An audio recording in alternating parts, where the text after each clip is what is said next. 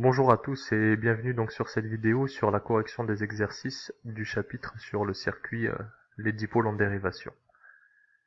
Donc premier exercice, on vous demande d'indiquer les circuits où les lampes sont en dérivation, donc il fallait cocher le B et le C.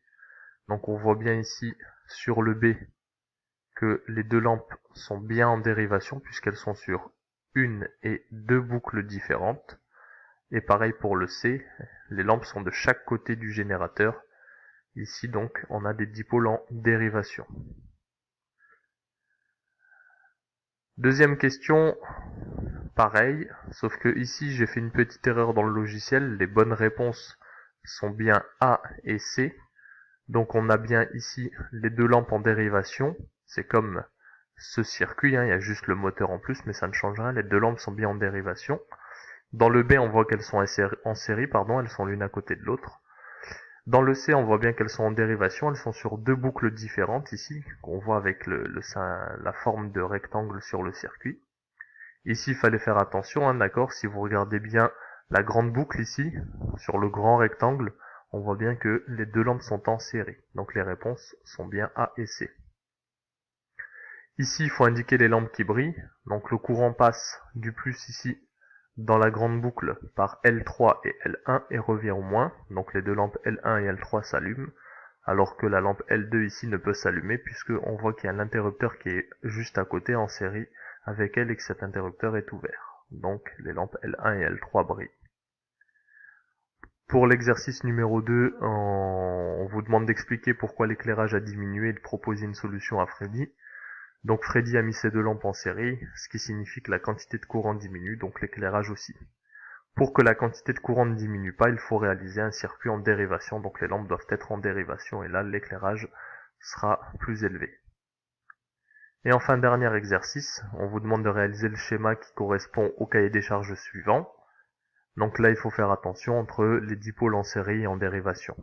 Donc on vous dit les phares peuvent s'allumer même si le moteur ne fonctionne pas. Donc ça signifie que le moteur et les phares doivent être en dérivation. Pareil, si un phare grille, l'autre fonctionne toujours.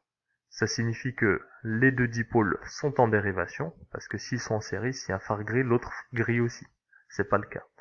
Ce qui signifie que là, on a les deux lampes en dérivation sur deux boucles de courant différentes que j'ai mis en couleur ici, donc la boucle rouge pour la lampe du milieu et la boucle au crayon de papier pour la lampe de droite.